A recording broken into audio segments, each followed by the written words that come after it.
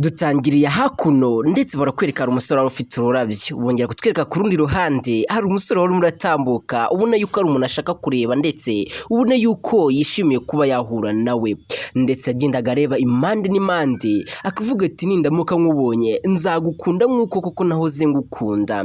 Uno musore yagiye areba abantu bose bari ku muhanda wibereye kuri telefone akamubaza nuko yaraje arangije mu gihe arambwira ati umva waretse nkagira akantu nkubaza ati urabona ino foto uno mwana w'umukobwa na hano waba waramubonye ati rwose ni sheri wanje uramutse ubaye uza ahantu ari wambwiye. Umusore ambwira atumva nukuri nta hantu muzi kandi rwose ukomeze wihangane wakomeza ukajya imbere ukajya kubaza n'abandi. Uno musore arimo aragenda ashakisha umukunzi we ndetse yabashije kuba yamubura kuva kera ndetse barakunanaga cyane.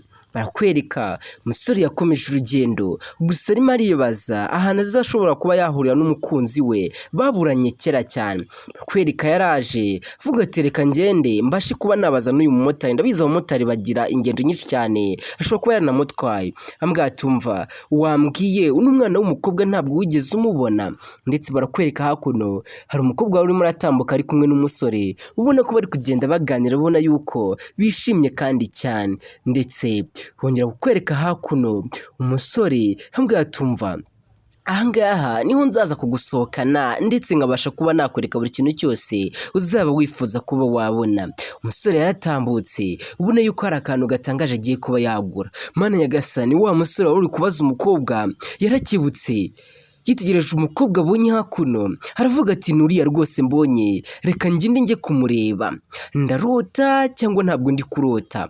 Yaraje aramwegera arangije umukobwa nawe akimara kumukubita amaso umusore aramwitegereza hejuru aramubwira atumva waretse nkaguhobera. Yaramuhobeye gusa umukobwa hano yaramwibagiwe ndetse ntabwo akibashe kuba yamwibuka. Mugatumva Rayina rwose nari ngukumbuye cyane ti rwose naragushakishije ahantu hose ndakubura. Umukobwa ambwira atumva ndakwiyamye ni gute wowe uzuhobera abantu bose utazi njyewe nawe mwozi hehe urifata rero ukaza uhobera abantu mu mihanda yose ahantu bose ubonye ibyo ngibyo byakora.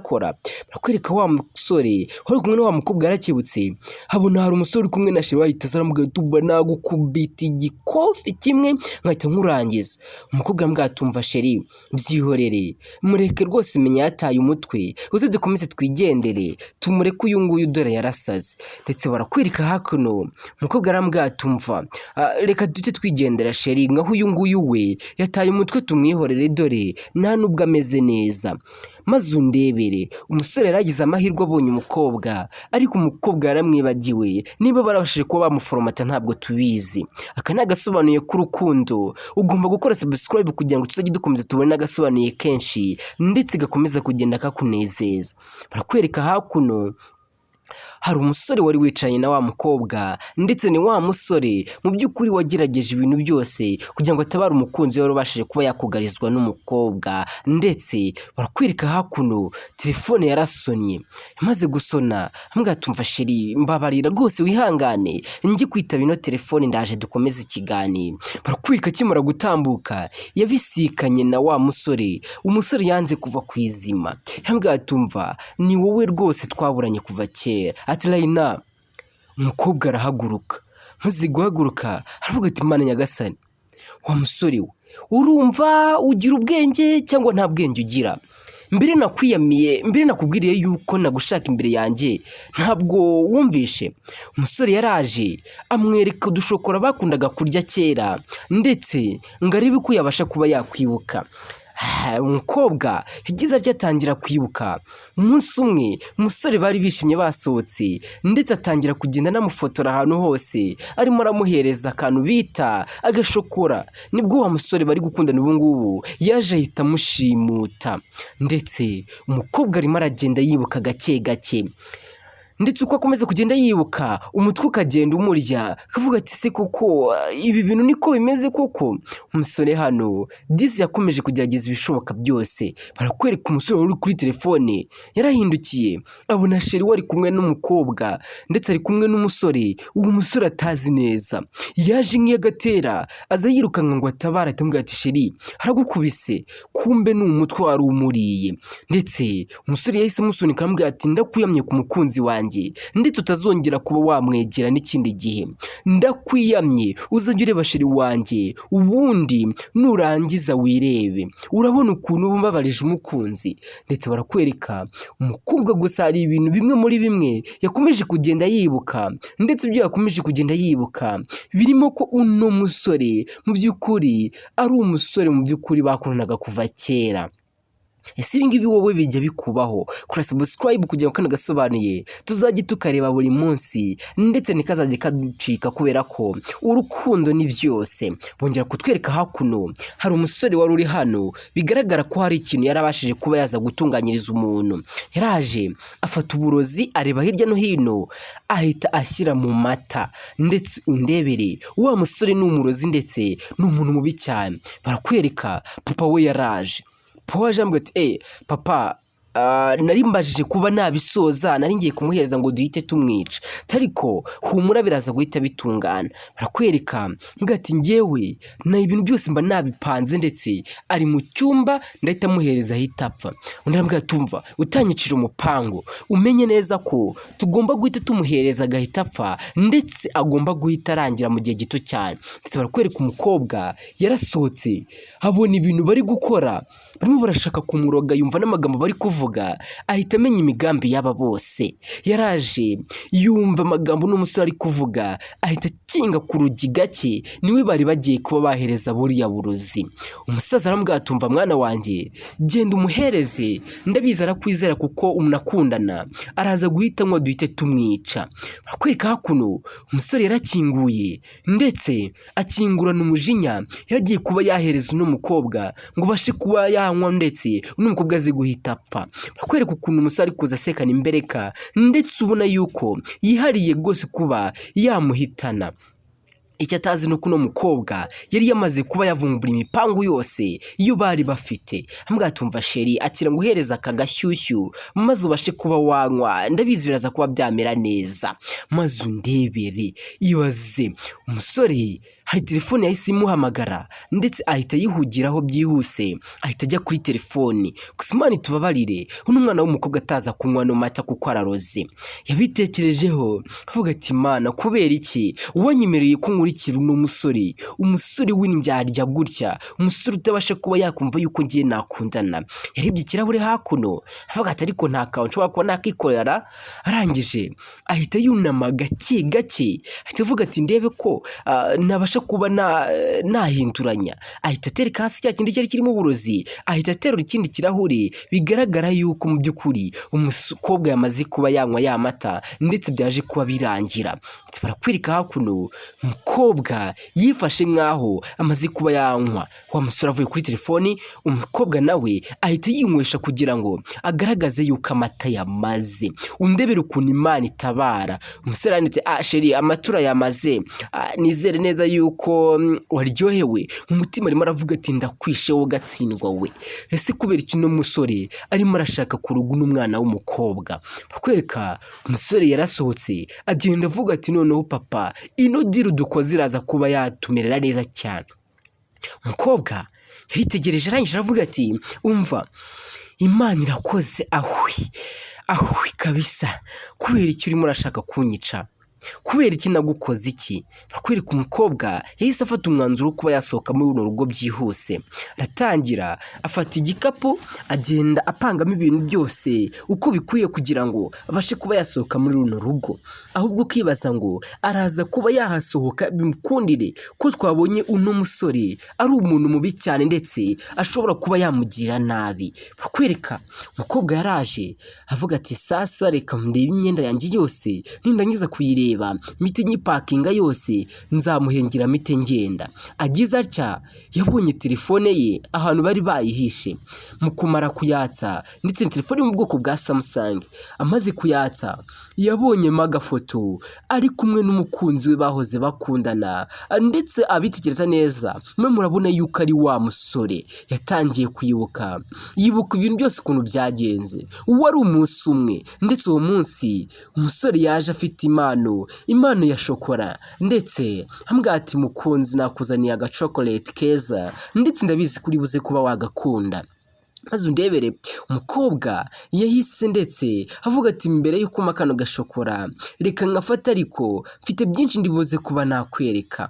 Baretse barakwereka, ni nawo munsi bafasheho ka gafoto uwo musore yabashije kuba yamwereka kugira ngo amwibutse, ndetse umukobwa yatangiye kwibuka byose uko byagenze, ahita aruma kuri kashwa ambwira ati sheri uri uwa mbere, ndetse nzakomeza kugukunda forever. Ndetse barakwereka umusore yari ari hakuno ubona ko bishimye, ambwira ati akira nawe shunaho, andi akamushuka, ndetse ni twa dukino tw'abakundana ubona yuko bari mu rukundo rumwe, abantu benshi rw'inzozi zabo. Umukobwa yafashe telefone, afashe iyo foto ahita atangira kwibuka ibintu byose, kandi yabashije kuba yakitakana uno mwana w'umuhungu. Barakwereka umukobwa ari hakuno yatangiye ndetse gusa nk'aho aribwa ahantu, ndetse arakorora cyane nk'umukunzi we yagize ikibazo. Avuga ati sheri ubaye iki? Ati rwose ihangane nze ngende nkuzanire ku mazi, ndabizi kuri bumere neza. Umusore yagize atya ajya kuzanira amazi umukunzi we kugira ngo arebe ko yamumeza neza, ndetse atakomeza kuba yababara. Gusa ni kubera iki? Undebere muri ako kanya nibwo ka gasore kaje gahita kamushimuta byihuse, ndetse gahita kamutwara. Nuko nguko byagenze. Mwese mwibazaga ngo byagenze bite? Ese ni ukubera icyo bita Rayina yaje kuba yibagirwa byose? Umusore yaramushimuse ndetse aramutwara. Mu kumara kuba yamutwara, umusore we yamusize hahandi avuga ati ngiye kuba nakuzanira amazi urebe ko wanywa ndetse umere neza. Noneho muri ako kanya yaje afite y'amazi, gusa mu gukubita amaso ahantu yari ari yaramubuze. Areba impande n'impande zose aramubura, ndetse aravuga ati Rayina uri hehe ko nari nkuzaniye amazi? Ese waba umaze kuba wakitaba Imana?